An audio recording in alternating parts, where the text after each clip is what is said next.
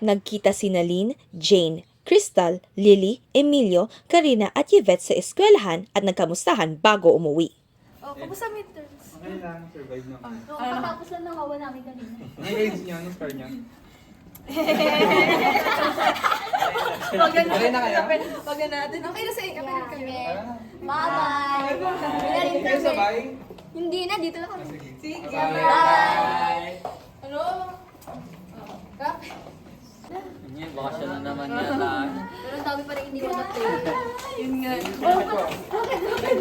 Sasama kami sa inyo. Bakit? May nalimutan kami, may groupings pala tayo. Ay, oo nga pala. Kasama pala kami. Oo nga pala. So, kailan tayo mag-meet up? Free ba kayo Monday? Ay, wala ako nun. Uwi ako nun. Ala. Kaya na. Eh, tayo na lang din. Mag-usap-usap tayo. Mag-meet up na lang tayo, guys. Tapos, after work. Mag-meet up na lang tayo. Tapos, tayo natin mag-usap-usap na lang. Paano yung Sa part groupings. Iko-call ka na lang namin. Wala tayong choice. Game? Gora? Okay. Gora, sige.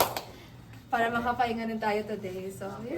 great. Bye. Bye-bye, everyone. Thank you. Bye-bye. Pagkatapos ang 2 araw,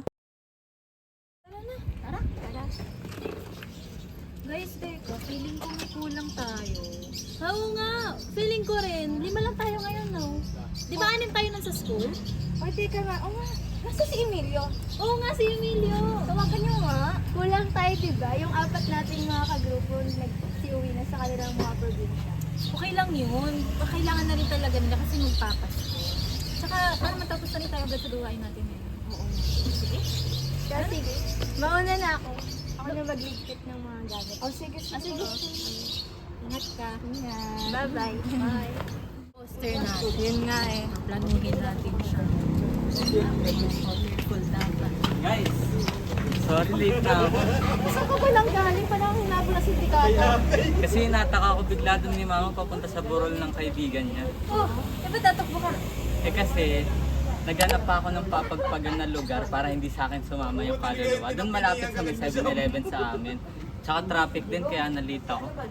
Bakit? Para saan ba pagpapagpag? Pamahiin kasi sa amin yon. Kapag dumalo ka sa burol, kailangan mo magpagpag sa isang liblib na lugar para hindi sumunod sa'yo yung kaluluwa. May ganun kayong paniniwala? Hindi kasi namin alam yung ganun paniniwala. Kasi sa iba't ibang lugar may iba't ibang pamahiin naman, kaya ganun. Pwede naman nating pag-usapan pag nakapunta na tayo sa bahay nila Lily. O siya, tara na. Tara. Lakad na. Naulan na, gusto ko. Ay, bago pala tayo pumasok, sabi ng lola ko, pagka unang beses pagpasok sa bahay, dapat may dalang asin at bigas. Ay, meron naman akong dala dito. Kamaliin lang yan, hindi yan totoo. Hindi mo alam, baka yan magdadala ng swerte sa project natin. Oo nga. Meron naman siyang dala yun. pumasok na sa bahay ni Lily ang magkakaibigan upang gawin ang kanilang proyekto. Tinuloy nila ang kanilang kwentuhan tungkol sa pamahiin sa kanilang mga kultura. Pagkatapos namin kumain, ako nagliligpit lagi. Tapos talagang sinipag ako nun. So, kinuskus ko rin sa higa niyan. Tapos, nagwalis din ako. Pero nung wawalisin ko na siya palabas, bigla akong sinermo na ng nanay ko. Nasaktan ako, syempre. Ako na tong nagsisipag eh. Pero, may rason pala. Sabi niya, wag ko raw gagawin yung tuwing gabi. Kasi, ibig sabihin nun, winawalis o tinataboy ko palabas yung swerte. Hala, nagwawalis pa man din ako sa gabi. Wala namang sinabi yung mama ko. Oo, depende talaga yun sa kinalakihan. Teka nga, parang, ano na lang naman po? Gusto niyo ba ng tubig? Gusto niyo sumama sa akin? Hindi, sama ako. Tara. Nakakagutom yung biyahe, no? December pa man din ngayon. Ang lala ng traffic. Oo nga, ang init pero ang lamig ng simoy ng hangin. Talagang Pasko na. Teka, meron din ba kayong pamahiin tungkol dito? Wala eh. Bakit? Ano meron? Kumakain kasi ako, tapos biglang nahulog yung tinidor. Narinig ng kapatid ko lumapit siya, tapos sabi niya may darating daw na bisita. Sabi ko, sino? Hindi niya raw alam, pero for sure lalaki raw. baka raw Bombay maniningil sa amin. Sabi ko naman, paano kung kutsara? Sabi niya, di babae. Sabi ko, baka naman Bombay naman, pero maniningil din. Palautang ka pala. Hindi talaga. Pero simula nung naghihintay na ako ng baka mahulog na chopsticks, baka may Koreanong dumating. Iba rin. Yvette, Tristan, halika na kayo. Gawa na tayo ulit. Tara. Meron pa silang kwento. Tara.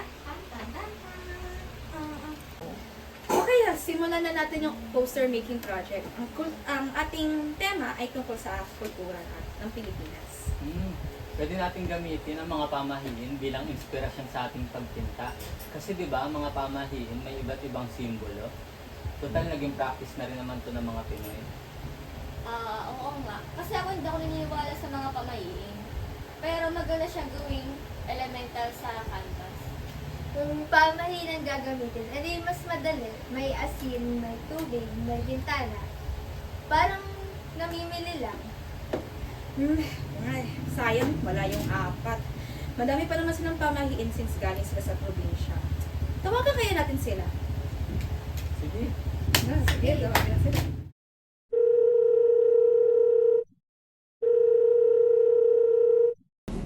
Hello guys! Malapit na mag 2026. 1 minute na lang. Ready na ba ang 12 na ubas nyo? Ako naka-ready na. At masasabi ko, akin na ang 2026. 3, 2, 1.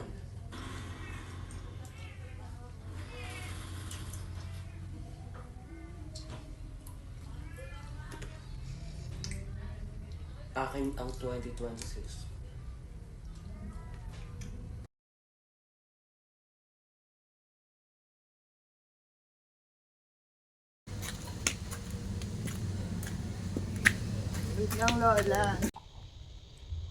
Napakapogi naman at gwapo ng batang aray.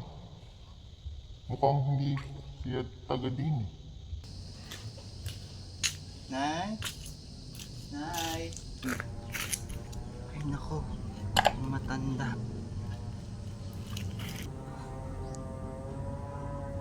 Lagawi sa kabali.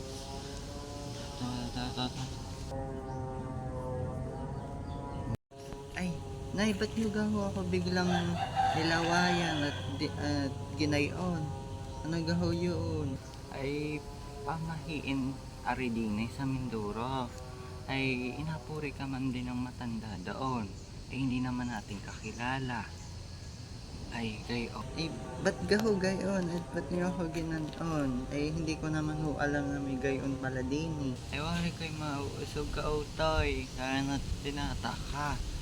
Ay, baka ikaw iba'y natin nila at hindi ka taga din eh. Binati ka ng matanda. Taon. Ha? Kaya kita'y sinusuplaga ako at sinusupla balay. Ano? Ano naman ho kung ako'y inapuri. Ay, alam ko naman ho yun.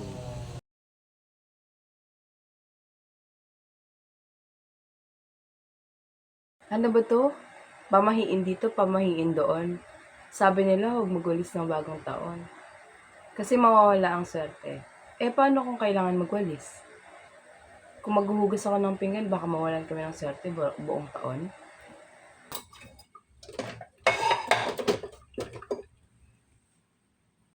Kasi sa totoo lang naiisip ko, bakit ganito tayo? Bakit lahat ng maliliit na bagay may kahulugan?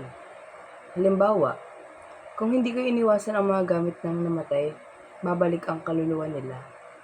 Paano ko ba yan maintindihan?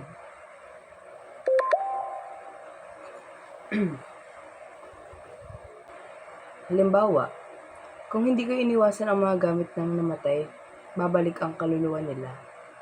Paano ko ba yan maintindihan?